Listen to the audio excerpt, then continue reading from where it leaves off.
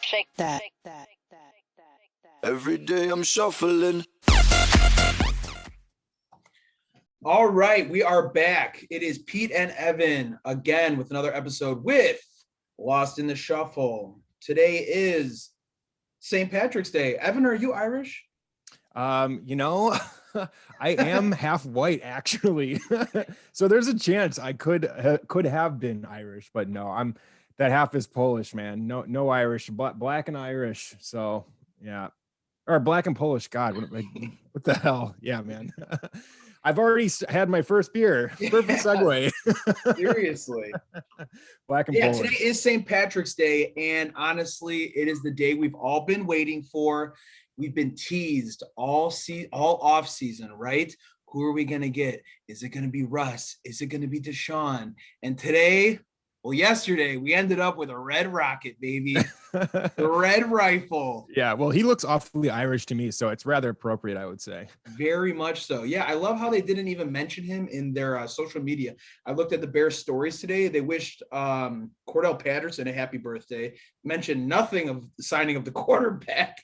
They just did. They finally did today. I don't know if you looked at it recently, but they posted him on their social media, on their Instagram page. He's now there. It says Andy Dalton in some like stupid little thing. Welcome, welcome, welcome. You see that? There it is. Yeah. Is he wearing a Bears jersey? Is he wearing a Bears jersey? In the post. He is wearing a Cowboys jersey that's like grayed out. Oh my gosh, dude. I could have done a jersey swap for them. Idiots. Yeah, you really could have. Yeah, man. It's I don't know where to begin with it, but do we want to talk about the beers we've got on hand? Did you want to? We do. We always got to kick it off with what we're drinking because we always do this soberly. So today I got another Pipeworks, another Trader Joe's finest Pipeworks called Karate Cats, and it drew me because it said it has a blood orange juice, and I love like a deep orange juice. So it's just like a West Coast style IPA. So again, very hazy, and Karate Cats, pretty good. So cheers, bro. Nice. What do you got? Nice, looks good. I like the color. I probably should have poured mine into a glass so I could actually look at the color, but from what I could tell, it looks pretty similar to yours. It's a half acre hazy pale ale. I don't know if it's pronounced Tome or Tome, but it is a Chicago beer. Love half acre, love daisy cutter typically. This one is new to me, but it's pretty good. Since it's that hazy, you know, I assume it's going to have like kind of grapefruity type vibes to it. But it's actually not too like fruity, but it is good. I'm a sucker for a pale ale and IPA, so it's good. It and supporting Chicago breweries, of course. Absolutely, and also have on the Sheffield Shuffler Dennis Rodman Worm. I do have a little green in there, so I think that I won't get punched today. You know. Yeah, I got one of the feathers too. Yeah, nice. So we're good. Damn, dude. Yeah, logos looking fresh all over those big ass biceps. Woo! Yeah. All right, Evan. So I'll let you kick it off because you got, I'm sure, a lot of thoughts on this. I got some thoughts on it. So go ahead and just wherever you want to start. Yeah. So I mean, we can kind of go back and forth and kind of just bounce some ideas and feelings and thoughts. But man, as a Chicago Bears fan, this is really difficult. I've been watching the national media kind of talk about this entire thing all day. And the first guy that I actually heard talk about it yesterday was Michael Wilbon, and he was super, super passionate about how upset he was. And that's because he's from Chicago. And as a Chicago Bears fan, I mean, this couldn't have gone worse. It started when they drafted Mitchell Trubisky, and from there it's gone downhill. I mean, they made it to the NFC like championship or one of the NFC, the championship game where we had the double doink, but like that was kind of, I feel like, a fluke season from what we've seen in the grand scheme of things. But like, to think that first, obviously we all know they passed on Deshaun Watson and Patrick Mahomes. And not only did they pass up on those guys, but they traded up. So they gave away assets to get to Mitchell Trubisky. That's going to be your guy. And that's who you're establishing the foundation of your career on, is you're going to get this guy from North Carolina who nobody really knew much about. Like, everybody in Chicago was kind of taken back. That's who you are tying your ship to or whatever. And to see the way that it's kind of evolved into what it is now is absolutely terrible. You bring in you spread out this news about Russell Wilson potentially being interested in coming to Chicago, and you entertain the idea by saying we're putting all of our chips in this basket. We're going to do everything, Chicago Bears fans. We're listening. We're going to do our best to bring him in because this seems like the guy that can maybe help turn our franchise around. Then you don't get the job done, and you bring in Andy Dalton. Andy Dalton? Really? I mean, yeah, the red rifle, rocket, whatever you want to call it. I mean, he, in my opinion, is not much better than Mitchell Trubisky. If anything, he's less mobile. Our offensive line is ass. And Brian Pace has refused to address that position. So I don't understand how you're supposed to bring a guy who likes to sit in the pocket more so than Mitchell Trubisky into our franchise and have him do any better. If you look at his receptions or his touchdown to interception ratio over the last 2 seasons, it's terrible. It's not much better than Mitchell Trubisky's. It's just from my standpoint, I don't understand it. They signed him for a $10 million or $3 million option to essentially give him incentives. When the Cowboys paid him $3 million last year, and he wasn't even a starter on their team because he's really shouldn't be starting, in my opinion. And this is how you're supposed to be saving your career. You're bringing in Andy Dalton to save your career. It's just, what are your thoughts? I've talked enough, but I have plenty more. Please, what do you think about it? So let me respond to that in 2 parts. Okay. So first off, you started off, it couldn't get any worse. I'm going to disagree. I think it could have been worse. It could have been worse if we didn't do anything. If we didn't do anything. I know what we're getting with Mitchell Trubisky. I know what we're getting with Nick Foles. If one of those guys were our starting quarterback this year, I would be so disappointed. You didn't make any moves. You're not even trying. At least they're trying a little bit. So this is going to bring me my first point. When people say, tear it down, get rid of A-Rob, get rid of Khalil Mack, get some draft capital, get more picks. What have you seen in the last decade that makes you think that they would do anything intelligent with draft picks?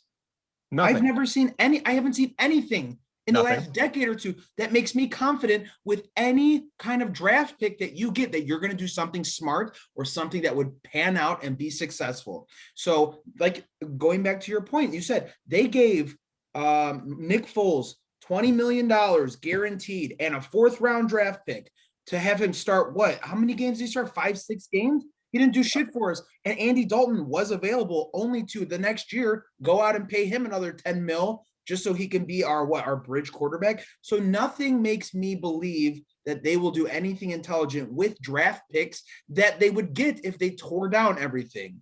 That's number 1.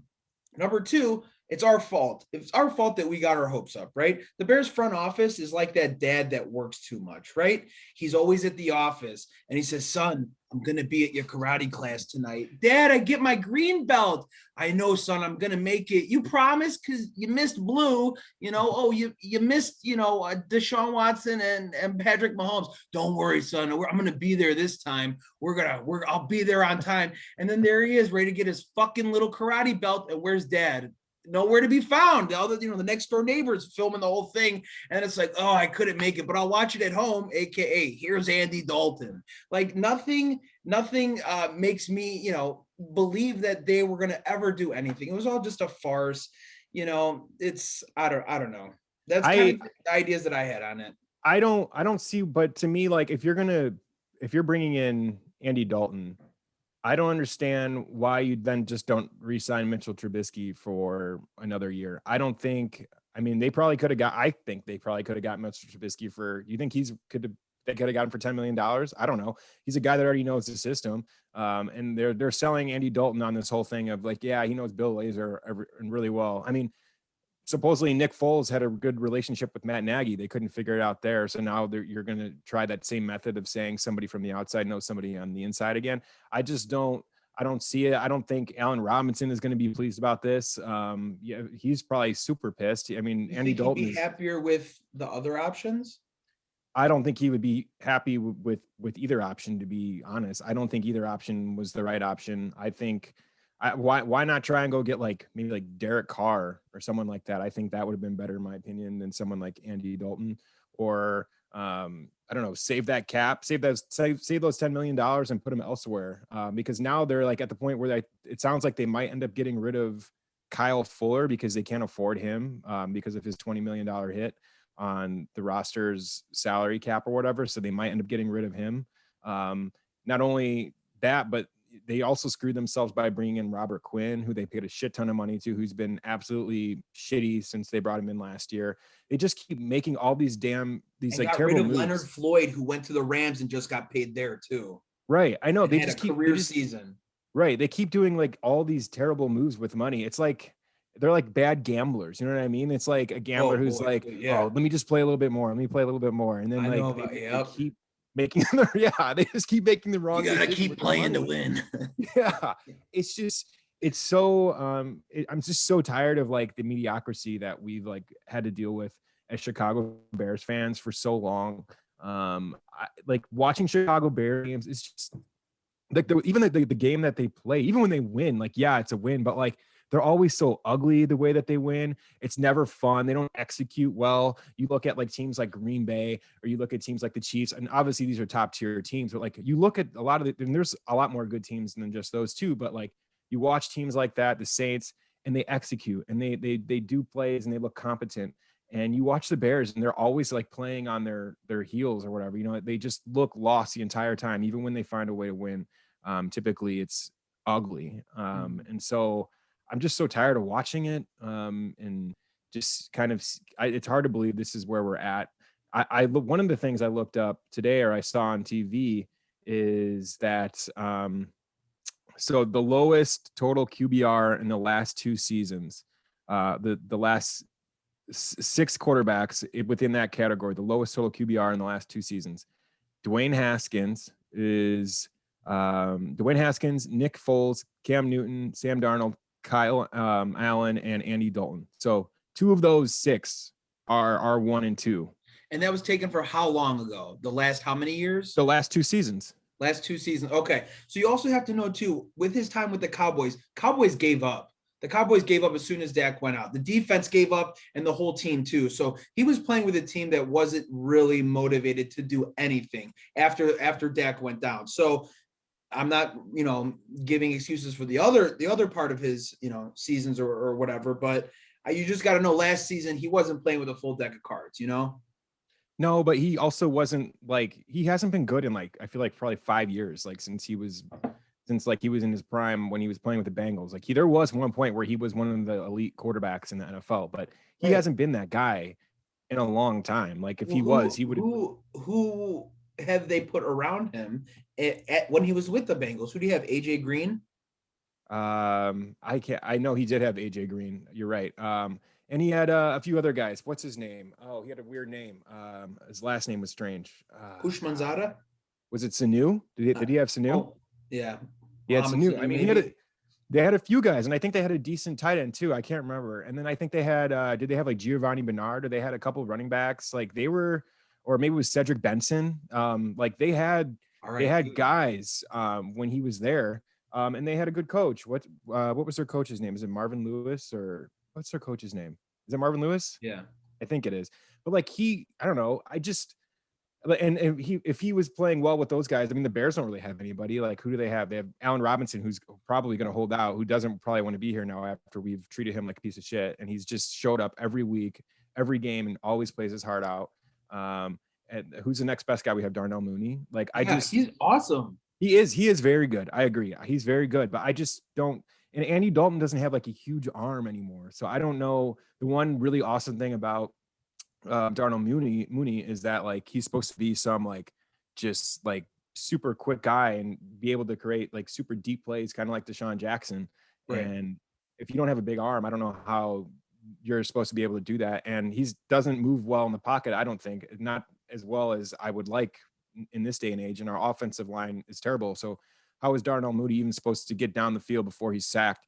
It's just, there's so many different things. I saw they re-signed Jermaine Ifedi. There's just so many things that these guys have done wrong, in my opinion, that it's just, watch Dalton and like Foles have a QB battle before the season starts. Like watch that happen too. Like what a disaster that'll be if that's the case. Like I'm just going to choose to be happy that it's not the same position, same quarterback position as it was last year. You know, like those Christmas mornings when you wanted, you know, the name brand expensive thing, but your parents got you the knockoff version instead. You might be a little disappointed, but you're still grateful. You know, that's kind of how I feel.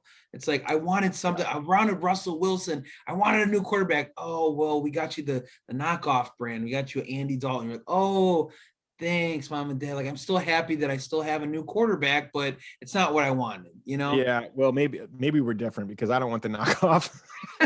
Is that what I wanted, mom? Yeah, I don't want the fake Yeezys. I want the real ones.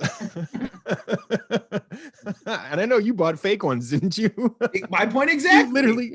You literally did buy fake I did. They're on Amazon. They're like $17. And you know how many compliments I got, Evan? How many people said, God, oh, that's man, valid. those are cool shoes, man. Are those Yeezys? I was like, no, man, Amazon. You didn't even lie about it. You were just straight up honest about it. Yeah, like you can tell, God. but I mean, people had no idea. So who knows? Maybe he can ball out like Russell Wilson, but everyone knows it's Andy Dalton. Well, and Got here's that my discount. other concern about here's my other concern about Andy Dalton. Like, he's not awful. Like, so yeah, I've painted him to be this terrible quarterback. Like, he is capable of winning games. My concern is he's going to win enough games for us to continue to be mediocre, and that Ryan Pace and Matt Nagy get an extension. Like, that is a real fear in my eyes. That is a real thing that could definitely happen. Like, there's a chance the Bears season looks a lot like it did last year, maybe minus some of those like losing streaks. There's a real chance I could see the Bears just squeaking into the playoffs or just missing them and spinning it to, oh, well, we're on to something. We like what Dalton's doing. We like what Pace is kind of onto here. It seems like maybe he's got something figured out.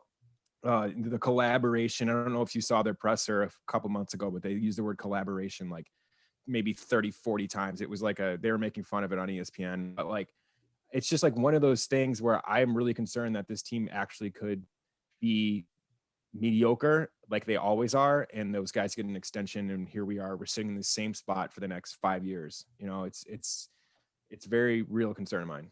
So how much do you think Aaron Rodgers is laughing right now? Oh my God. He gets to play Jared Goff, Andy Dalton, Kirk Cousins, what, 6 times a year? Yeah. 2 times each? It's unbelievable. It really is.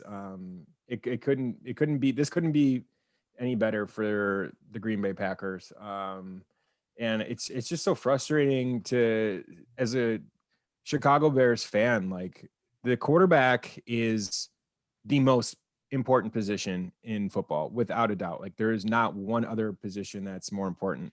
And the Chicago Bears have never, ever, ever had an elite quarterback, ever. Never. Even when they won in 85, they didn't have an elite quarterback. Right. Like, their game was built on their defense and their grittiness and toughness. We went to the Super Bowl with Rex Grossman, bro. Right. Yeah. It's unbelievable. Like, how do you, after all these years, not have that addressed at this point? Like, it's you that watch old teams, institution, the fucking McCaskies, man. Like, they're set in their ways. They are not going to change. They sell tickets, they sell merch. It's one of the oldest franchises in the NFL. Like, you know what I mean? It's just like, I mean, I hate to say it, but it's kind of like the Cubs too. Like, we're still going to sell tickets no matter how much we suck. Like, we're still making money. It doesn't matter. Like, what do I care about the product on the field if people are still going to, support this? Yeah, no, I agree. And that's to the fans' fault too. I think, we're all so loyal to the Chicago Bears, and they know it, and they're taking advantage of it, and they've taken advantage of it for many years. I think the one thing that we saw within the Chicago Bulls is that the fan base finally had enough to the point where they started really disrupting what the Bulls were trying to do, like, nationally. Right. Like, when they had the All-Star game here and they were doing pressers at like the United Center, in the background, fans were cheering like Fire Guard packs. They all had the shirts, right? Yeah. And like, there was like banners that were posted along like the highway and things that said Fire Guard packs that fans had like created GoFundMes for. Yeah. And it seems like, I feel like the Bears fans need to do something like that at this point. I don't know how else like something gets done about it, because the McCaskey family just doesn't give a shit about what we think. I feel like Chicago Bears fans could run this team better than, these professionals, so-called professionals that we have kind of running the show over there. It's a total joke. And it's really depressing to root for these guys. And the sad thing is I know I'm going to watch all the games, even though I'm over here talking shit about it. We're going to watch every game, and they know it. And that's why they don't change in their ways. It's so upsetting. It sucks. I mean, I can't think of the last exciting acquisition the Bears got before Khalil Mack. Who was it? Brandon Marshall? I mean, probably Brandon Marshall. Right? Probably. I mean, Allen Robinson was cool, but he was coming off an ACL, so it was like you weren't sure what you were getting there. So it's just a history of them being incompetent, a history of it. So what makes you think that that's ever going to change unless it changes from the top down, right? Oh, I agree. I agree. They should have been fired at the end of last season. Like, yeah. It's unfortunate that the Bears figured it out at the very end. Like, they went on that I think it was like a 5-game losing streak. And then they played a few shitty teams and they got back in the playoff picture. And that little few like win streaks that they finished the season on, I think it was like a 4-game win streak or something like that. That's what saved their careers. If they would have just lost a few more games, I think Pace and Nagy would have been fired. But because they were able to figure it out, I think they were able to kind of use that as leverage to say, okay, I think we're on to something. And that's why they're in the position that they are now. But it's just, it's really unfortunate for Chicago Bears fans. And there is a thought I have heard that, like, I've been listening to a lot of like sports radio and just different things, that the Chicago Bears could still be in the run for another quarterback. Like, there's a chance that maybe they're taking Andy Dalton on to offer somebody else, say Russell Wilson still, or Deshaun Watson continue to not want to play for their organizations. And it gets to the point where one of those teams is like, okay, we got to do something. And we need a team that actually has a quarterback that we can at least use to stay somewhat competitive. Like, now the Chicago Bears, I guess, sort of have that in Andy Dalton, maybe. And so maybe they can use that as leverage when they're going to make another trade. When will that happen though? When would that happen? Either, I don't know, but it doesn't have to happen right away. It could happen sometime during the season. Like, I mean, I think you can trade guys whenever. I don't think there's a cap or limit on when you can trade guys. I'm just saying, like, there's a window for sports, right? There's only so long that you're going to keep, like, our 2018 defense. That was a stacked defense. Our defense isn't like that anymore. And that's not at all. 2 years removed, right? Yeah. So like that 1 year, you can go from a grade A defense or offense to a grade B- or C. Like, you have such a small window in time. So, like, we got A-Rob for another year, right? You think he's going to be here after that? Probably not. So these small pieces that make us like a decent, we have decent weapons or whatever it is, these guys on defense, that window is so small for you to kind of have it all together. So just when you were saying just like, oh, well, we can wait around for now, Russell Wilson's another year older and our pieces are fall apart. Like, it's just kind of like, dude, we had it in 2018. We had a good defense. Put some pieces around now. This is the time. We don't have another 3 years. It's going to go like that, Yeah. Well, to my point, like, trading Andy Dalton, I'm talking like now. Like, I mean, like, during this year, like, there's talk I've heard on different sports radio outlets that there's a chance that the Bears could still be in play. And this is me, and I think this makes sense to me, but probably not to them. They probably think Andy Dalton's their guy. They're going to use him as their starter, and we're going to be back at it, finishing the season at like 8-8 or whatever. But like, there is a chance that I think they should probably trade him. Like, if they can, like this year, like within the next month, like trade him off. And if you can still get Deshaun Watson or Russell Wilson, if those guys do end up becoming available, use him as part of the trading package, because now you can at least give them a quarterback. And I also don't love that, now these guys are getting another chance to draft a quarterback. Like, they've proven that like you said, they can't draft anybody. We have the draft coming up. I have a feeling that they may end up trying to move up into the draft and getting rid of some guys to try and get another quarterback. And it'll probably be the wrong one. You look stupid when you do that. Right. Well, I think they're going to try and do it again. I don't see why they wouldn't. I mean, they look stupid right now for getting Andy Dalton, in my opinion. This is what I don't understand too. Every team, okay, how many quarterbacks that go in the first round turn out to be everyday quarterbacks on a team? Not that many. Dwayne Haskins went, right? Johnny Manziel, Jameis Winston. Like, there are not that many great quarterbacks in every draft class, but they still constantly, we're going to go get our quarterback. We're going to go get our quarterback. There aren't that many, dude. And even the best ones in the draft class, like Zach Wilson, right from BYU, he's one of the top ones. Trevor Lawrence, Trevor Lawrence would be, I would give him more of the benefit of the doubt because he played at Clemson. And and Deshaun Watson when he came, because he came from Clemson too, and national championship game. But all these other quarterbacks are like, oh, well, we're gonna go and get this guy,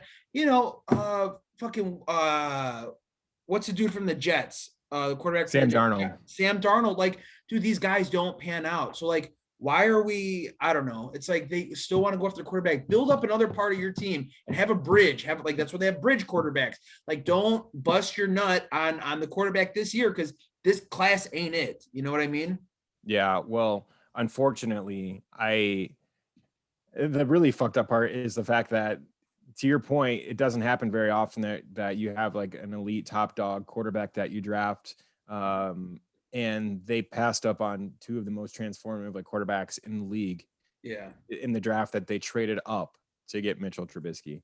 And I had heard that they didn't even go and look at Deshaun Watson on like pro day or whatever, that they didn't even like take any time to go like check out his game and see like what he was like, just because they were so set on wanting Mitchell Trubisky, which is just so bizarre that you wouldn't even. Games he played at North Carolina. Yeah, how many was it? 13? 13 games, I believe. That's how many he played in college. It's unbelievable. And Deshaun Watson won a national championship, didn't he? Yes.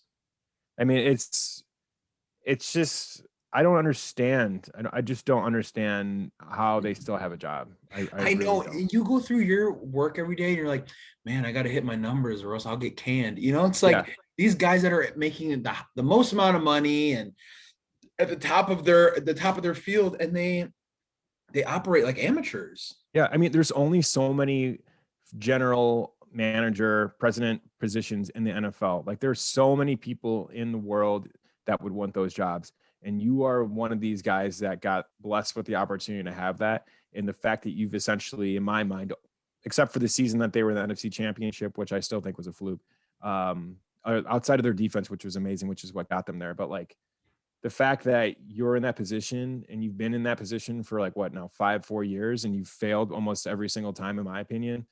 I think mediocrity is, I can't even say the word. Mediocrity is a failure, in my opinion. Like, you're in it to win it. Like, you should be trying to get to the Super Bowl, not just trying to make the playoffs.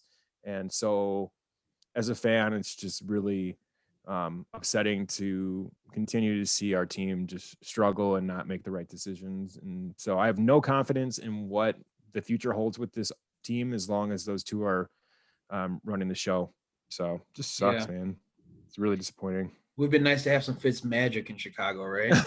Dude, I mean, even that, I mean, he puts up some numbers. I don't know. I mean, I'm not saying I want him. I would still be fucking pissed if they would have got him too. But I can't believe that Andy Dalton is the quarterback of the Chicago Bears. Like, it just sounds so fucked up to think that your job is on the line and that's the guy you go out and get is Andy Dalton. So I don't know, man. That probably does it for me as far as my opinion on this. I think it's a total disaster. I've talked to some people that think it's a good idea just because, this guy, that Andy Dalton's going to just shit the bed and they're going to end up firing those guys. But I don't think he is going to shit the bed. I think he's going to have a good enough season to where we're competitive, but we're not good enough. And in my eyes, that's just pointless. Like, you're trying to win a championship. You're not just trying to go out there and win games. You want to win a Super Bowl. So I just hope everybody comes out, because I'm going to choose to be hopeful. I hope everybody that believed in Mitch fucking Trubisky is going to have the same energy for Andy Dalton, okay? If you think this guy, Mitch Trubisky, who has let you down for 3 years straight and comes back for another season, those guys are like, come on, Mitch, number 10. You will be able to get behind him for 3 years after you see what he's done, and you can't be excited for Andy Dalton. Like, it's like, come on, dude. Like, we've seen what Andy Dalton can do. We've seen what Mitch Trubisky can do. So I'm just going to be optimistic. And just like, I don't want to wish bad upon you. Like, I want you to succeed. Like, you're a part of my team now. So I want you to do well. Just like if, a president comes into office and you didn't vote for him. And people are like, fuck, I hope you fucking die. It's like, dude, he's still running the country. Like, don't you want him to be successful? Like, so we can all be successful? Like, don't fucking hate on the Red Rocket just because he came to Chicago. It's like, let's like get behind him and rally behind this guy, you know? So Yeah. I know it's not the best case scenario, but I'm just saying the guys who, you come on, Mitch, you know, I just hope they come with the same energy that's like, all right, Andy's our guy. Let's get behind Andy, you know? Yeah, I mean, from what I've seen so far, I think the energy that I've seen is awful. I don't think anyone is happy about this. Bad. Maybe It's I would bad. say about 90% of Chicago fans are really pissed off, and I'm Yeah. one of them. I know not even a handful. I know maybe one guy actually who is still like optimistic about it. But other than that, like I don't know. It's just hard for me to understand how you could be. I get what you're saying. Like you want to be positive, like you want to think that they're going to get it figured out. But I've just seen enough of their body of work to know that these guys need to go, and that if we do decent, that there's a good chance that they'll get re-signed and we'll be stuck dealing with this longer than we need to be. So I want them gone. So if that means that we have a not so great season, then so be it. I hate a tank season, especially in the NFL. Like it just seems wrong. But Yeah. it seems like that's what needs to happen, and it was going to happen organically last year, I think, but unfortunately for us, I think our schedule got so easy at one point that we ended up finding our way in the playoffs, and so here we are. And then that keeps you in that little bubble where it's like you're not bad enough to get good draft picks and Yeah, not good enough to do anything. So and that's where kind of we've in been. limbo. That's where we've been for the longest time. Like we've just Right. been hanging out in the middle where we're always sort of relevant. We're always like one or two or in our division, or like just getting in, playing like a play-in game, or just doing something to kind of stay top of mind in some weird way. And it's usually because of our defense. But like, and in my opinion, I just love watching a good offense, and we've never like had that. Never. Like No. ever. Like you watch like a game like a let's say if like the Ravens are playing the Chiefs, or like, you know, like a Sunday night game that you're looking forward to, and it's always because of the offense. And we've Right. never been in that situation where it's like, oh yeah, the Bears offense versus somebody else's offense. It's always like, oh, their defense, maybe they'll get 2 turnovers. Like, And it's negative 14 in December. You know, it's like yeah, defense. Yeah. like yeah, having a great defense is nice, but like I want to put up some points, man. I want to see some crazy awesome passes. I want to see a guy find somebody in the small window. Like I'm just so tired of watching terrible quarterback play, bad play calling. It's just, I don't know. It's just so frustrating. So anyways, We're not going to figure it out today. I know that much. no, we're not going to figure it out for a long time. I don't think we're going to figure it out this season at all. It's going to be a disaster. And they're going to probably let them finish out this season. Like if we're like, what in your mind, when would the McCaskies fire Pace? Like what would our record need to be in order for him to get fired? Like before the season's over, like could they be like if they're 2-7, does he get fired? Oh yeah. You think 2-7? During the season, I don't know. I don't know if they just pulled a plug during the regular season. I don't know how. I couldn't accurately predict anything, dude. Can you I mean, I don't know the rationale behind them doing all the stuff that they do. So I think they're okay. I think they're worried about ticket sales. And we got Khalil Mack. Hey guys, we still got Khalil Mack, right? Hey, we're excited, right? You know, to try to rally behind that. We got Khalil Mack, getting double teamed every play, can't move. Yeah. You know, so it's like, I don't know. I mean, like you said, we're going to watch it every Sunday regardless. And yeah, we're going to be miserable. Yeah. We're not going to figure it out today, but you know what we can figure out though, Evan? What's that? Figure out the victory to the bracket for the Final Four. Yes. Let's change topics. NCAA tournament. So Evan, our basketball guy, who is the man behind double overtime. Evan, tell me what's going on here for March Madness. I got my bracket here. I'm a huge gambler, and it is starting on Friday the 19th. So I'm looking at round 1. We're looking at any kind of value on the national championship. So I'm going to go ahead and just lay it up to you and tell me what you think. Yeah, so there are a lot of good teams this year. The Big Ten is really, really good. I'll just tell you right now, the team that I'm taking is the Fighting Illini. They have some studs on their team. Batman's on the team, I saw, right? Yeah, so Io DeSumo is really, really good. What's his name? Kofi Cockburn. Yes. Great His name. name. I told you I Uh, watched that OSU U of I game. Yeah, Kofi Cockburn. Wow. yeah, he's really good. Georgie, I can't say his last name, but they just have Trent Frazier. They just have a lot of guys who are like superstars. Like they have guys that would be able to go to the NBA right now and compete. I wouldn't say that all of them would be starters, but they have a lot of good players on their team. In my opinion, I don't know how you stop Kofi. He's just so big. When you look at their path to the Final Four and to the championship, I think they have some winnable games in there that they can get the job done and finish. But the way, and if you want to know, like the way that I do my drafts, was I kind of look at a few things if we want to By the talk way, about I know that. you're not going to brag about it, but Evan has finished at the top of his company's brackets for multiple years with over Yes. 100 different brackets. Yes. So, and has won it multiple times as well, just so you know who you're dealing with. This is accurate information, ladies and gentlemen. So listen up. Yeah, listen up, take note for sure.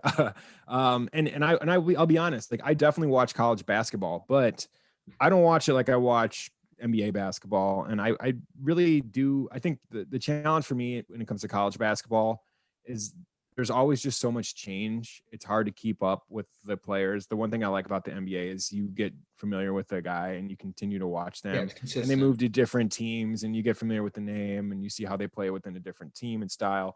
But with college, these guys are there for a little bit and then they're gone. You don't hear about them. They go to EuroLeague or they get a real life job. So it's for me, it's been always a challenge from that standpoint.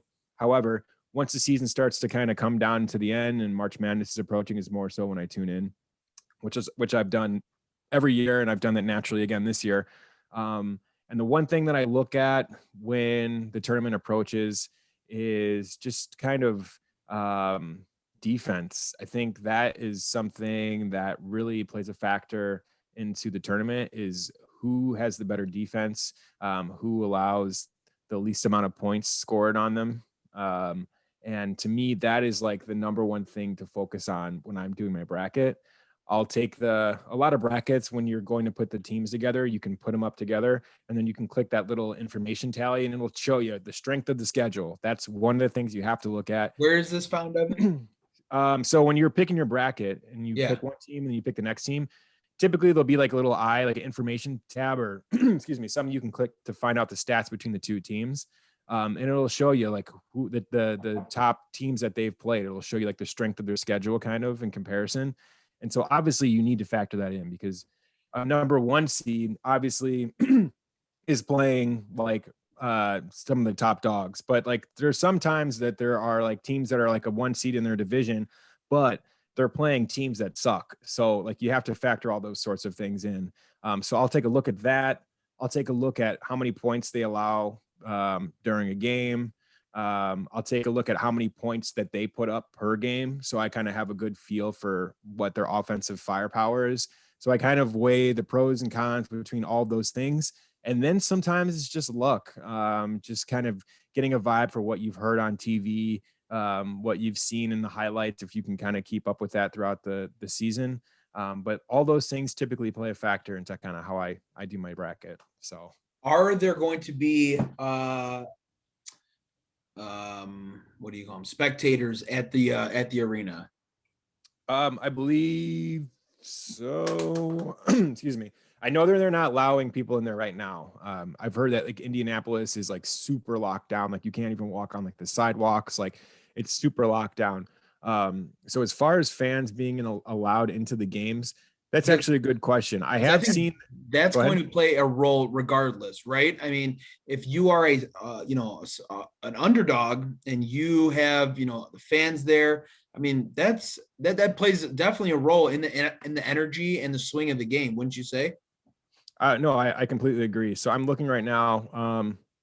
Up to 25% capacity with physical distancing will be permitted at all rounds, including the Final Four. So, Okay. yes, Fans will be there, and college fans are next level. I mean, they're younger, so they Right. will be loud. That should definitely impact the game for sure. Obviously, 25% versus what it would normally be is minimal, but So you said you were taking U of I. So are you taking them to win the national championship? I am. Yeah, You are. I am. I Okay. am. A lot of people I'm have I'm going Gonzaga to do going. that too, Evan, because I told you I saw them play against Ohio State on Saturday, I believe. Mhm. And they are at plus 700 right now to win the national championship. I know they're still one of the top ones, but plus 700 for anybody that doesn't know, you put down $100 and you win 600. You get $700. So that is good value. The question I was going to ask you, Evan, they went up almost by 20 points during that game. I was going to shut it off. I was like, this is a blowout. I don't Which need to game? watch this. U of I versus Ohio State Oh, last sure. Yeah. Saturday. That was a big game, for the Big Ten title, right? For the Big Ten Yeah. title. They were almost up by 20 points. I think it was 18, 19, 20 points. They were up by. I was going to turn it off, and then OSU came back. So you mentioned you look at defense. And just that game that I watched, I obviously don't watch as much as you do, but I would have concerns at saying you let that team back in, and they end up going to overtime. So they went to Yeah. overtime in the Big Ten title game. So like, did you see what happened there, or kind of like, is that like a fluke kind of thing, or you still think their offense is so strong that it won't even matter? Yeah, I think that's just a fluke. I mean, the thing about basketball is it's a game of runs, right? So you're going to have a team that goes on a 20, like we talked about in Space Jam. I mean, that Right. run was ridiculous. It was like 64-12 or something, but Yeah. like it's a game of runs. So you're going to have a team that goes on a Nine 15 to and 5 run. two. Yeah. Yeah, 9-2, 10-2, 10-1, and then it just flip flops. Every now and then they kind of keep up with each other, but typically it's a game of runs, and sometimes it gets out of hand. It's a big swing game. So, like you said, with the fans, if they get loud and obnoxious and they get in these young players' heads, it definitely is going to impact the game. But at the end of the day, typically the better team is going to win, and I think that's what you saw with U of I. I think they turned it on. And in basketball, you have a tendency, I think, to kind of take your foot off the pedal. When you're up that much, you tend to kind of get more loose with the ball. Guys tend to play more ISO ball and trying to get spectacular and do things that they probably shouldn't do, versus when the game's super close and you need to play more team basketball. So in my opinion, I wouldn't look too much into that. There are going to be games that happens. So at the end of the day, I would just take a look at the overall performance that they've had all season and just factor that into your decision making. Okay, so who do you have in the Final Four? You have obviously U of I winning the national championship. Yeah. So, and obviously, a lot of people don't have their brackets done right now because they're still waiting for these final playing games. However, I don't think any of those games will be relevant by the end. So, I have finished my bracket here. My Final Four: I have Iowa, I have Michigan, I have Baylor, and I have Illinois. So almost all 1 seed and a 2 seed. And that seems like a safe play, but typically I would say that's probably the best way to go. I mean, yeah, if you want to be like real ballsy and you have a real good gut feeling about a team, go for it. But for instance, one year I had Loyola going real far, and that was the year that they did go real far with like Sister Sister Jean. Jean. Yeah, Sister Jean. And honestly, I would have them probably going far again this year because they are very similar to the way that they won that year that they went far. I think that was like maybe 2018 or something. Well, you said that would be in round two. U of I would meet with Loyola Correct. in the And that's where second round. that's in my opinion where they're screwed. The Who's screwed? trophy is just too big. Okay. Loyola.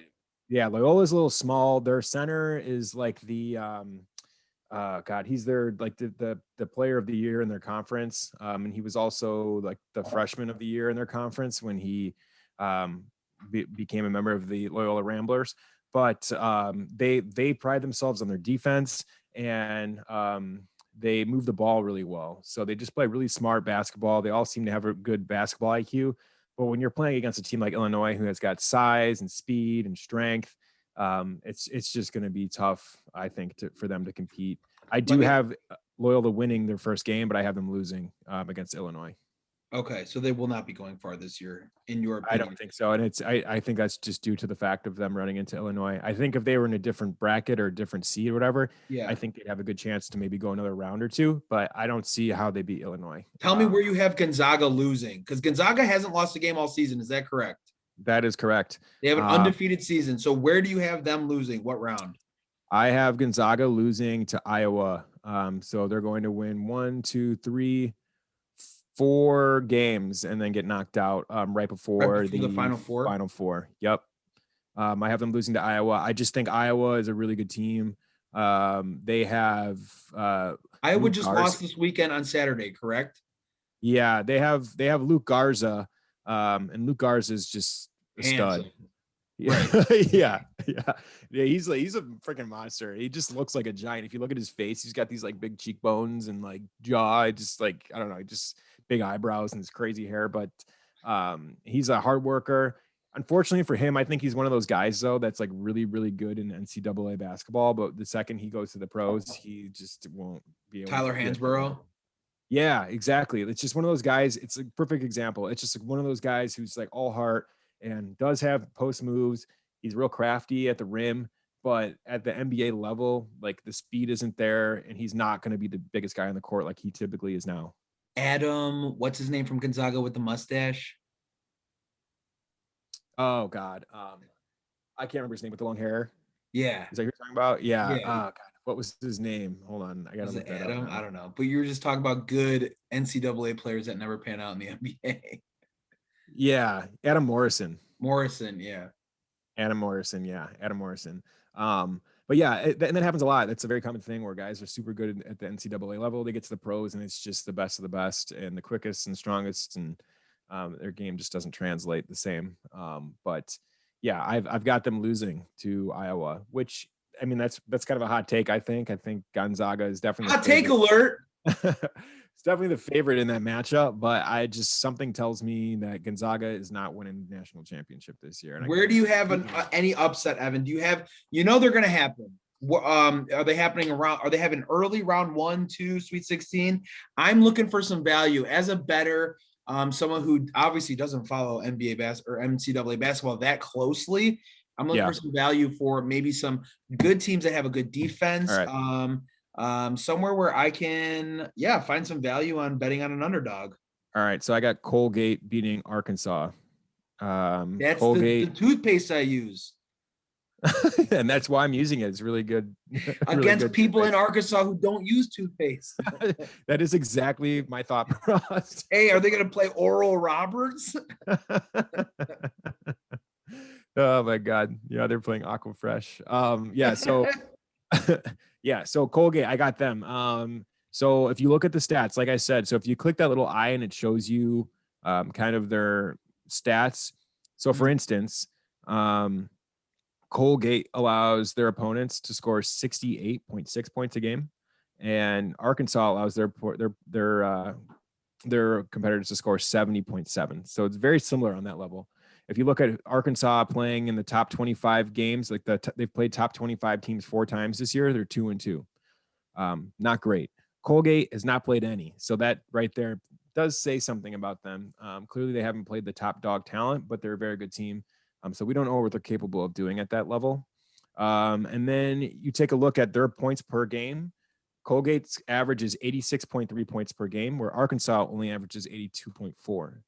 So in my opinion, that's one that you really could take a swing on taking a underdog, just because you look at, the points they allow. Number on there by chance? Do you see if there's a spread? On this one, I do not see a spread. ESPN doesn't provide that, I don't think. At least I don't see it. Okay. And the other thing I look at is their season record. So Colgate's 14-1, Arkansas is 22-6. So Arkansas has definitely showed some weaknesses. They've showed that they can be beat. They haven't. They got some cavities. Yeah, exactly. They have some cavities, and Colgate's coming for them. And so, you look at their top 25 rankings and as far as who they played, I just am not convinced Arkansas is going to do that much. So I'm going to take Colgate there. Hot take alert. Colgate going to upset Arkansas. Ladies and gentlemen, hop on that. I'm going to hop on that for Friday. And then hopefully that pans out because I'm going to take your word for it.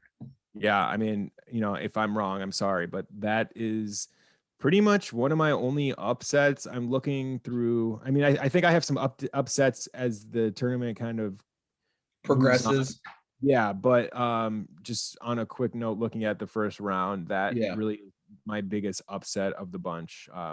Which in my opinion isn't that big of an upset, especially when you look at the way that those teams have competed against other teams throughout the season. But as far as their ranking goes, I think a lot of people will get that one wrong, especially if Colgate comes out on top. So, well, I'm going to enter those bets then. I'm going to take Colgate for Friday, and then I am going to put mine in for U of I, just because obviously living in Illinois, and I've watched their games the most this year.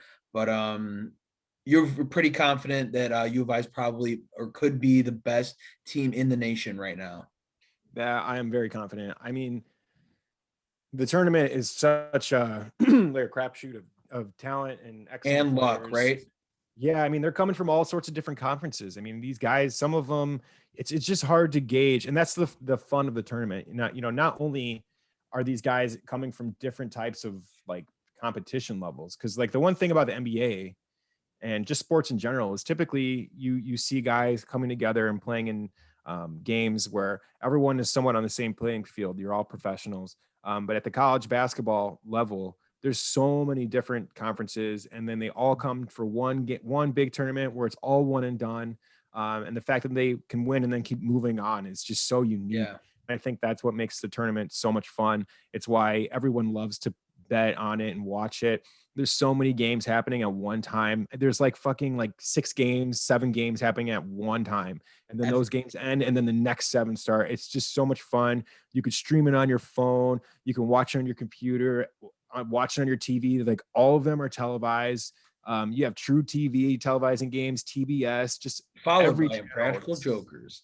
yeah, Impractical Jokers during commercials. Evan, I mean, it's just that's one of my guilty pleasures is it getting to work. I get to work at 7 a.m. right, and then there'll be a game at like 10:30 or 11. And I'll put in my bets, and then it's like, ooh, I'm betting at work, and I'll sit there, and everyone's not everyone, but people are watching the games, and you're like, did you bet? You're like, yeah, I bet on this game.